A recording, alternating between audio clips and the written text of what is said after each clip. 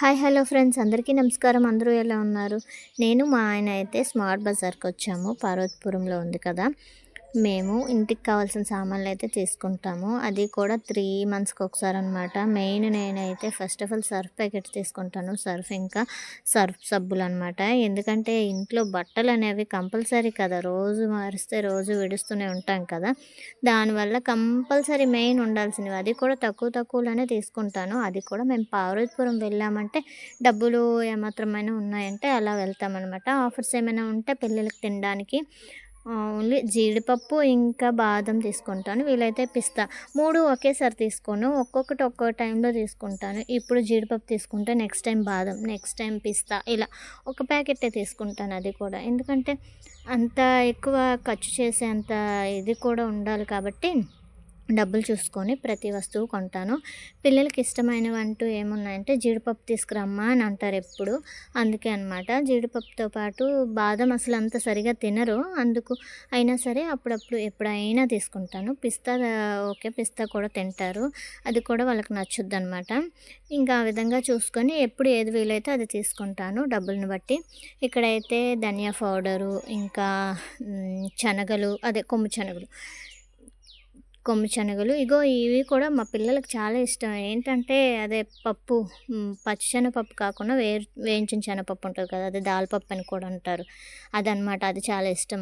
రోజు evening time అలా తింటూ ఉంటారనమాట. అందుకు అది కూడా తీసుకున్నాను. ఇక్కడ బెల్లం మా ఆయనైతే తీసుకోమన్నారు. తీసుకోమంటే ఇక్కడ బెల్లం అంత బాగోదు, ఊర్లోనే బాగుంటుందని మా ఆయనకు బెల్లం చూపించాను. ఇంకా ఇడ్లీకి, దోశలకి ఇలా మినపగుళ్ళు కావాలి కదా, మినపగుళ్ళు అయితే నేను ఆడించేసి పిండి పెట్టేసుకుంటాను. దేనికోసం అంటే దోశలకి ఓన్లీ. ఇడ్లీకి అయితే పెట్టేసుకుంటాను ఇంట్లో. ఒక బకెట్ నిండా దోశల పిండికి మొత్తం బియ్యమును ఇవి అన్నీ వేసి కలిపేసి మిల్లి పట్టించుకొని ఉంచేసుకుంటాను ఒక చిన్న సైజు బకెట్కి. ఇంకా సామాన్లన్నీ పూర్తయ్యాయి. లాస్ట్లో బిల్లు వేయించడానికి వెళ్ళేటప్పుడు కొన్ని సామాన్లు కూడా తీసేసాము, అక్కడ డబ్బులు సరిపోలేదని. ఇక్కడైతే పైకి వెళ్ళినాక పౌడరు, ఇంకా లిప్స్టిక్ ఎందుకు తీసుకున్నానంటే ఆటోమేటిక్గా చూస్తూ ఉంటే ఆఫర్ ఉంది. అది 250 అనమాట. 250ది 99కి వచ్చింది. ఇదేదో బాగుందని చూశాను, కానీ కలర్స్ ఏం లేవు. అన్నీ ఒకటే కలర్, ఓన్లీ పింకే ఉన్నాయి. ఏం చేయాలో అర్థం కాక సరేలే అని తీసుకున్నా కానీ బయటకు వచ్చిన తర్వాత చూస్తే అది చాలా డార్క్ ఉంది. జస్ట్ లాంగ్ లాస్టింగ్ అనమాట. లాంగ్ లాస్టింగ్ అనే తీసుకున్నాను.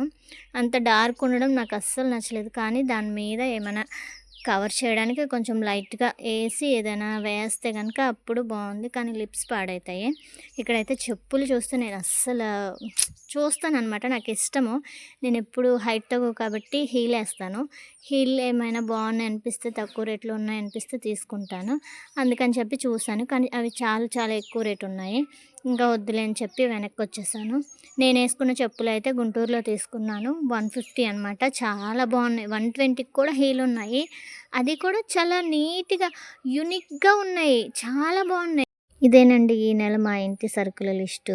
Okay, bye friends. Please subscribe my channel please.